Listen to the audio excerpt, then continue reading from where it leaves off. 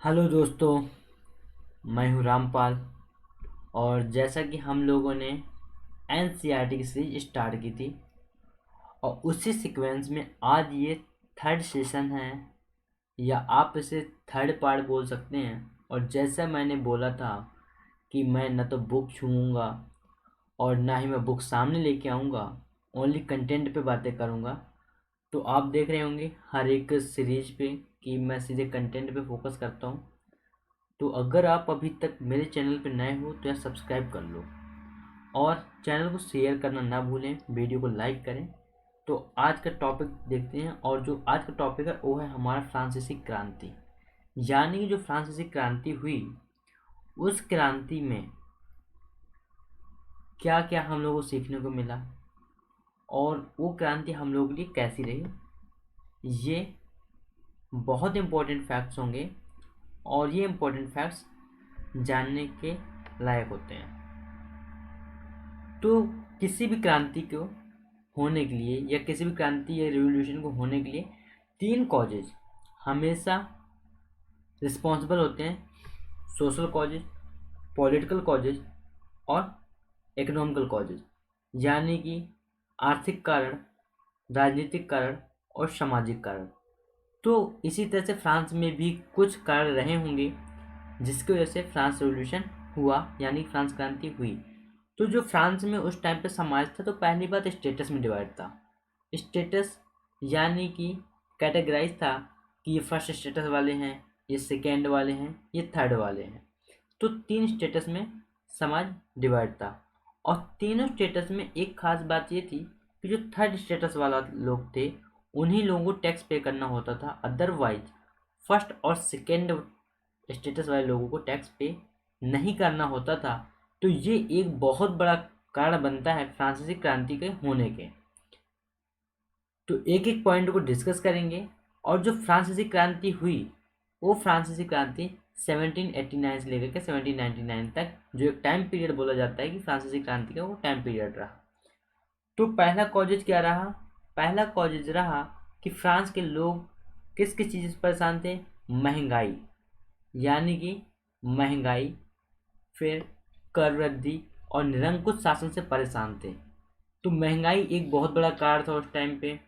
Tax में increment हो रहे थे और निरंकुशता बढ़ती जा रही थी, जो इस क्रांति को होने के लिए एक महत्वपूर्ण कारण है। सेकेंड, फ्रांसीसी क्रांति ने फ्रांस में राजतंत्र को समाप्त कर दिया।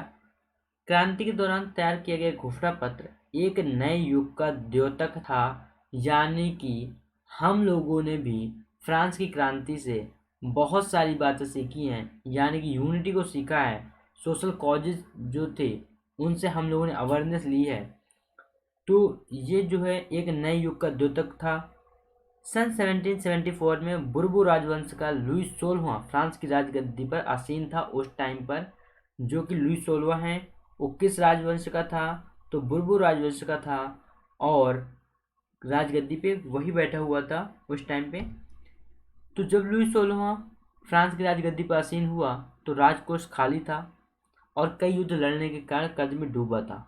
कर्ज का बोझ दिनों दिन बढ़ता जा रहा था।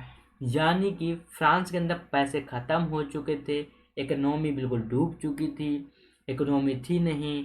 और उस टाइम पे वॉर भी हो रहे थे, बहुत सारे बैटल्स हुए, बहुत सारे वॉर्स हुए। तो इन सारी चीज़ों को लेकर के जो है फ्रांस बहुत ज़्यादा कर्ज के बोझ में डूबा हुआ था। तो ये इसके कारण क्या हुआ कि अगर मान लीजिए कोई भी समाज, या हमारी आज की इकोनॉमी हो या पहले की इकोनॉमी रही हो, अगर हम लोग कर्ज में डूबेंगे, तो सिंपल सी बात ये है कि सरकार जो है, कोई भी होगा, या आप राजतंत्र पे बातें पहले करें या चाहे आज के गणतंत्रात्मक देशों पर बातें करें, तो टैक्सेस को इंक्रीजमेंट करेंगे। तो जब कर में वृद्धि होगी, टैक्सेस में इंक्रीजमेंट होगा, तो जो मीडियम क्लास वाले लोग होते हैं उन्हें अक्सर परेशानियाँ आती हैं। तो सिंपल सी बात है, एक रिवोल्यूशन का माहौल क्रिएट होगा। तो 18वीं सदी में फ्रांसीसी समाज तीन स्टेटस में बटा हुआ था, मैंने पहले ये बात क्लियर की थी। और केवल तीसरे स्टेटस के लोग ही कर अदा करते थे। पूरी आबादी में लगभग 90% किसान थे। पूरी आबादी के अंदर कितना किसान था? तो 90% किसान था। लगभग 60% जमीन पर कोलिनों, चर्च और आमीरों के अधिकार थे। यानी कि जो अमीर लोग थे, जो चर्च में लोग रहते थे, यानी कि जो आपके क्रिश्चियन थे या कोलीन थे, तो उनका जो है क्या था, 60% जमीन पर उन लोगों का अधिकार था। प्रथम दो स्टेटस यानी कुलीन वर्ग और पादरी वर्ग, यानी जो मैंने क्रिश्चियन बताया कि लोगों को कुछ विशेषाधिकार प्राप्त था, जिसमें महत्वपूर्ण विशेषाधिकार था राज्य को दिए जाने वाले कर से छूट। यानी कि ये जो दो वर्ग थे, इन दोनों वर्गों को कोई भी टैक्स पे नहीं करना होता था, यानी ये दोनों वर्ग टैक्स से बिल्कुल फ्री थे। तो कुलीन वर्ग किसानों से सामंती कर वसूला करता था। अब देखिए, सरकार तो कर वसूल ही रही है, लेकिन जो कोलीन वर्ग है वो भी किसानों से कैसा कर वसूला करते थे, सामंती कर वसूला करते थे। वहाँ के किसान अपने स्वामी के घर एवं खेतों में काम करना, सैन्य सेवाएं देना अथवा सड़क निर्माण में सहयोग देने के लिए बाध्य थे। चर्च भी किसानों से करों का एक हिस्सा टाइद, जैसे क्या बोला जाता था, टाइज, जो कि एक धार्मिक कर था, जो कहाँ देना होता था किसानों को, चर्च में। तो चर्च भी किसानों से कर वसूल रहे थे, कोलीन वर्ग भी किसानों से कर वसूल रहे थे। तो जो पूरा का पूरा बर्डन था, वो पूरी इकोनॉमी का बर्डन या टैक्स जो पेयर थे वो पूरी तरह से फार्मर्स थे।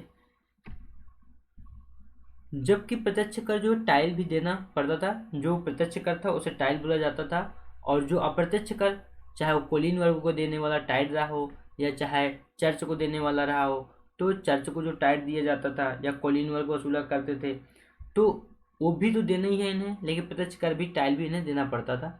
विश्व के सामाजिक संरचना के क्षेत्र में आमूल परिवर्तन का सूत्रपात फ्रांस की क्रांति को कहा जाता है। यानी कि जब फ्रांस के रिवॉल्यूशन हुआ, चाहे 1789 से 1799 के बीच का टाइम पीरियड देखा जाए या उससे पोस्ट टाइम पीरियड देखा जाए, उसके बाद का टाइम पीरियड देखा जाए, तो पूरे वर्ल्ड में कहीं ना कहीं इस क्रांति का बहुत ज़्यादा इफेक्ट पड़ा है, पूरी स्ट्रक्चर में बहुत ज़्यादा इफेक्ट पड़ा है। तो फ्रांस के राष्ट्रगान को क्या बोला जाता है, मार्सिले के नाम से जाना जाता है। लुई 16वां को न्यायालय द्वारा देशद्रोह के आरोप में मौत की सजा सुनाई गई और 21 जनवरी 1793 में उसे सार्वजनिक रूप से फांसी दी गई। तो यानी कि जब लोग अवेयर हुए और जब वहाँ पे न्यायालय स्टेबल हुआ, तो न्यायालय ने लुई 16 को क्या कहा, देशद्रोही घोषित किया और उसे फांसी दी गई। 1793 से 1794 तक के काल को फ्रांस के इतिहास में आतंक का युग कहा गया है। यानी कि आतंक का युग, यानी कि एक टाइप से डिक्टेटरशिप का टाइम पीरियड बोला जाता है। इस समय फ्रांस में जैकोबिन क्लब का शासन था। यानी कि जैकोबिन क्लब जो क्लब बना हुआ था, तो वहाँ पर इस टाइम पे 1793 और 1794 के बीच में देखेंगे तो जैकोबिन क्लब का शासन देखने को मिलता है। जो जैकोबिन क्लब था उसका नेता को हम मैक्सिमिलियन रोबेस्पियर से जानते हैं। क्या बोला जाता था उसे, मैक्सिमिलियन रोबेस्पियर। जैकोबिनों को शौकुलात के नाम से जाना जाता था। शौकुलात पुरुष लाल रंग की टोपी पहनते थे, जो स्वतंत्रता का प्रतीक था। यानी कि जो जैकोबिन्स थे उन्हीं को शौकुलात भी बोला जाता है, और उनकी जो टोपी है जो लाल कलर की है, उसका प्रतीक क्या है, यानी स्वतंत्रता उसका प्रतीक है। 21 सितंबर 1992 को फ्रांस में राजतंत्र का अंत हुआ। यानी कि पूरी तरह से फ्रांस में राजतंत्र खत्म हो चुका था 21 सितंबर 1992 को, और फ्रांस को गणतंत्र घोषित किया गया। गणतंत्र सरकार का वह रूप है जहां सरकार एवं उसके शासक प्रमुख का चुनाव जनता करती है। यानी कि अगर कहीं पर गणतंत्र है, कोई गणतंत्रात्मक देश है, तो वहां पर जो सरकार चुनी जाती है या उसके शासक चुने जाते हैं, तो उस शासक कौन चुनता है, जनता चुनती है। तो यानी कि जो गणतंत्रात्मक देश होते हैं वहां पर किसका शासन बोला जाता है, जनता का शासन बोला जाता है। गणतंत्र बनने के बाद फ्रांस में जैकोबिनों का शासन हुआ। रोबेस्पियर सरकार सत्ता में आई। रोबेस्पियर सरकार ने चर्चों को बंद कर दिया और उसके भवनों को बैरक या दफ्तर बना दिया गया। यानी कि जो चर्च थे उन्हें रोबेस्पियर ने क्या करा दी, रोबेस्पियर गवर्नमेंट ने पूरी तरह से बंद करा दिए और उन्हें भवनों और बैरक में, दफ्तर में उन भवनों को क्या कर दिया, तब्दील कर दिया। तो मैक्सिमिलियन रोबेस्पियर ने अपनी नीतियों को इतनी सख्ती से लागू किया कि उसके समर्थक भी त्राही त्राही करने लगे। यानी कि बहुत ज़्यादा दिक्कतें आईं जब रोबेस्पियर गवर्नमेंट ने अपनी नीतियों, अपनी पॉलिसीज को लागू किया। तो अंततः जुलाई 1994 में न्यायालय द्वारा उसे दोषी ठहराया गया और गिरफ्तार करके अगले ही दिन उसे गिलोटिन पर चढ़ा दिया गया। यानी कि जो गिलोटिन था, गिलोटिन क्या था, गिलोटिन गर्दन को धड़ से अलग करने की मशीन को कहा गया जाता था। और जो इसका जो नाम है वो इसके आविष्कारक के नाम पर ही पड़ा है, जिनका नाम क्या था, गिलोटिन था। जैकोबिन सरकार के पतन के बाद सत्ता मध्य वर्ग के संपन्न तबके के पास सत्ता आ गई। नया संविधान बना और जिसमें 2 चुनी हुई परिषदों का प्रावधान रखा गया और इन परिषदों में 5 सदस्यों वाली एक कार्यपालिका डायरेक्टरी को नियुक्त किया गया। तो जब अब रोबेस्पियर गवर्नमेंट भी खत्म हो गई, राजतंत्र भी खत्म हो गया, देन उसके बाद सत्ता किसके हाथ में आती है, संपन्न तबके के हाथ में आती है। तो संपन्न तबका कौन कौन से थे, हमारे यहाँ 2 ही संपन्न तबके देखे जाते हैं फ्रांस की क्रांति में, जो पहला रहा और दूसरा रहा, यानी first status and second status, यानी कि पादरी वाला और कुलीन वाला।